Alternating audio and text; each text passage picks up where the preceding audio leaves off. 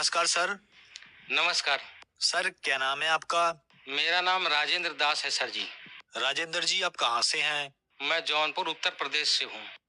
राजेंद्र जी संत रामपाल जी महाराज से नाम दीक्षा आपने कब ली? 2 अक्टूबर 2018 को मैंने लिया नाम दीक्षा। राजेंद्र जी संत रामपाल जी महाराज से नाम दीक्षा लेने से पहले आप क्या भक्ति साधनाएं किया करते थे? सर भक्ति साधना कोई ज्यादा नहीं करता था विशेष। मैं जो है परमात्मा की तलाश में रहता था।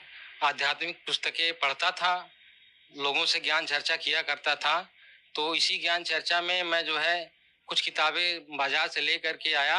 उसमें जो है त्राटक की विधि लिखी हुई थी। वो त्राटक मैंने किया। वो त्राटक करने के बाद उसके साइड इफेक्ट हुए। साइड इफेक्ट में मुझे तरह तरह की समस्याएं परेशानियां आई। दिमाग डिस्टर्ब रहने लगा, दिमाग सही नहीं रहता था। उसके बाद फिर जो है एक हमारे मित्र ही मिल गए, वो मदन पंथ से जुड़े हुए थे। तो उन्होंने कहा चलो ठीक है वहाँ चलते हैं, आपको दिखाते हैं, तो वहाँ देख लो ठीक लगे तो मैं वहाँ पर नाम वहाँ का लिया। मदन पंथ से जुड़े रहे लगभग 2.5-3 साल तक मैं जुड़ा रहा। इन 2.5-3 सालों में काफी मैंने जो है उनके बताए विधि से करता रहा। उसमें जो है ऐसे सिद्धांत थे उनके कि जो हमको कबीर साहब के सिद्धांत से मिल नहीं खाता था। क्योंकि वो कहते थे तो कबीर साहब का ही ज्ञान है सब, लेकिन वो परमात्मा को साकार निराकार से परे बताया करते थे। यानी परमात्मा न तो साकार है न निराकार है। वे यहीं पर ऊपर सर पर 10वां द्वार बताते थे, यहाँ पर ध्यान करो, फिर यहाँ से आप बाहर हो जाओगे, परमात्मा को प्राप्त कर जाओगे। तो ये चीजें मैं करता भी था, क्योंकि मुझे ज्ञान तो था नहीं। तो वहां पर मैंने जब पूरा अनुभव हो गया कि भाई यहाँ कुछ नहीं मिलेगा मुझे, तो फिर मैं छोड़ दिया उसको। तो एक दिन हमारे दूसरे मित्र थे जो जय गुरुदेव पंथ से जुड़े हुए थे। तो वो मित्र जो है मुझे कहे कि जय गुरुदेव पंथ वहां चलो और आपको जो है वहां से नाम दिलवा देता हूँ। तो फिर वहां गया, वहां मैंने नाम ले लिया।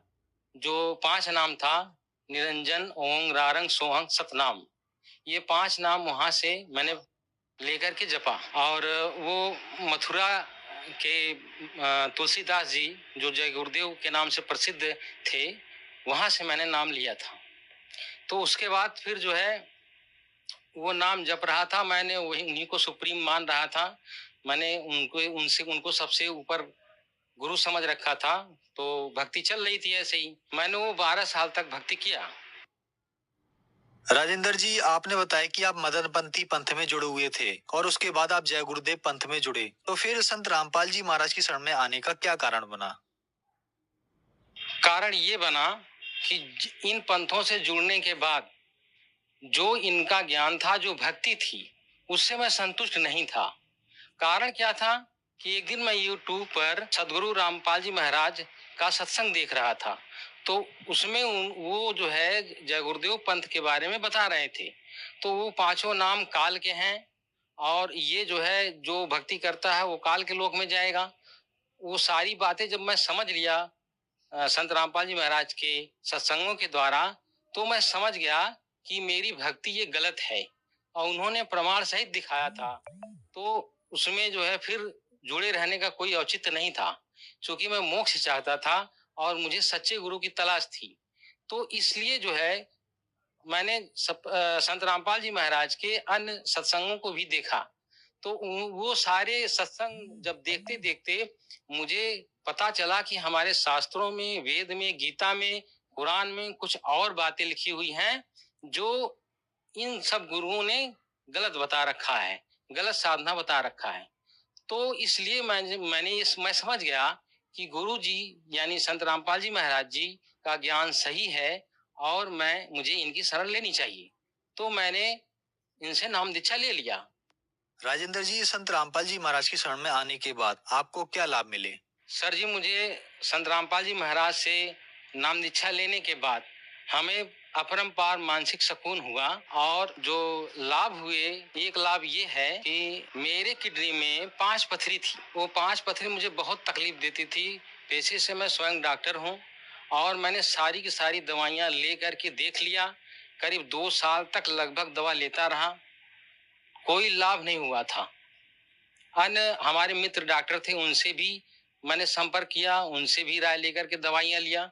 अंत में मैं जो है कि एक हमारे जौनपुर के ही एमएस हैं, केपी यादव, उनसे भी मैंने ये दवा सलाह लिया, तो उन्होंने कहा कि ऑपरेशन होगा और कोई विकल्प नहीं है। तो इसी बीच मैंने नाम दीक्षा लिया। तो जब मैंने भक्ति करना शुरू कर दिया, तो भक्ति के बाद, नाम लेने के बाद, संत रामपाल जी महाराज से जब मैंने भक्ति नाम ले लिया, तो उसके बाद फिर जो है हमारे किडनी में जो दर्द था वो समाप्त हो गया। आज तक कोई दर्द नहीं हुआ। समस्या हमारी सॉल्व हो गई। डॉक्टर ने रिपोर्ट देकर कहा था कि ऑपरेशन होगा, लेकिन बिना ऑपरेशन के हमारा तकलीफ का समाधान हो गया। दूसरा लाभ ये हुआ कि करीब 25-30 साल से लगातार सर में दर्द होता रहता था, कभी कभी बहुत ज्यादा बढ़ जाता था। तो वो एक तरह से माइग्रेन था। तो उस माइग्रेन से मैं मुक्ति पाया और बिना दवा के मैं सही हूँ। उसके बाद फिर एक और हमारे साथ योग बनता था कि अक्सर एक्सीडेंट हो जाया करता था। कहीं जाते वक्त जो है अधिकतर थोड़ा सा बच जाता था, तो फिर या फिर लड़ भी जाता था। एक बार मेरा हाथ भी टूट गया था। तो ये योग बार बार बनता था, सैकड़ों बार बना हुआ है। और अब लेने के नाम दीक्षा लेने के बाद अब फिर ये योग नहीं बनता है। ये बहुत विशेष लाभ है। एक बार एक कोई व्यक्ति था जो हमारे पर फर्जी मुकदमा कर दिया था। वो एससी वर्ग थे। उन्होंने मेरे पास मुकदमा कर दिया था जमीन को लेकर के, गलत मुकदमा था। वो मैंने संत रामपाल जी महाराज से प्रार्थना लगाया, मन ही मन दंडवत प्रणाम करके कहा कि हमें इस फर्जी मुकदमे से मुक्ति दिला दो। तो परमात्मा हमारे संत रामपाल जी महाराज ने ऐसी कृपा की कि वो उसको ही सब गांव वाले समझाने लगे कि मुकदमा तुमने गलत किया है, उनके ऊपर से हटा लो। तो वो व्यक्ति जो है मुकदमा फिर वो खत्म कर दिया। आज फिर वो मुकदमा नहीं चल रहा है मेरे ऊपर। तो ये भी लाभ हमारे साथ हुए। राजेंद्र जी, आप एक डॉक्टर हैं और संत रामपाल जी महाराज के अनुयायी बताते हैं कि संत रामपाल जी महाराज की शरण में आने के बाद उनकी बड़ी से बड़ी बीमारी ठीक हो जाती है। तो जहां मेडिकल साइंस फेल हो जाता है, डॉक्टर उनको मना कर देते हैं और संत रामपाल जी महाराज की शरण में आने के बाद वह बीमारी ठीक हो जाती है। ऐसा कैसे संभव हो पा रहा है? क्योंकि परमात्मा कबीर साहब की बताई हुई ज्ञान को संत रामपाल जी महाराज बताते हैं। वो परमात्मा के ज्ञान को बता करके उनके अनुसार उनकी बताई भक्ति विधि को बताते हैं। और उस भक्ति विधि से जो भी भक्ति करेगा उसको लाभ होगा। कैंसर क्या किसी भी तरह की समस्या का समाधान हो जाएगा। इस वजह से साइंस जहां खत्म हो जाती है वहां इन भक्ति से लाभ होने लगता है। राजेंद्र जी, संत रामपाल जी महाराज से नाम दीक्षा कैसे ली जा सकती है? संत रामपाल जी महाराज से नाम दीक्षा लेने के लिए आप उनके किसी शिष्य से आप कांटेक्ट कर सकते हैं। वो आपको बता देंगे।